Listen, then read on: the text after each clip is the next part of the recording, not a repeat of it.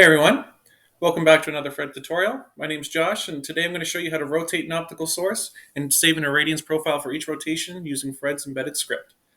So to access the script, what we're going to do is open the embedded scripts folder and double click on embedded scripts.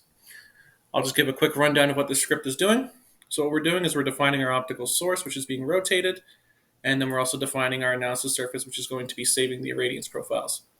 After we've done that, we're defining our starting and end angles as well as the number of steps. So here I'm going from negative 40 degrees to 40 degrees over the course of 10 steps.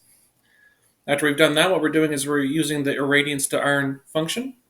So what this is doing is it's taking the irradiance functions and sending them and saving them to our analysis result folder. So to run the script, what we're going to do is come up to the top left, select run.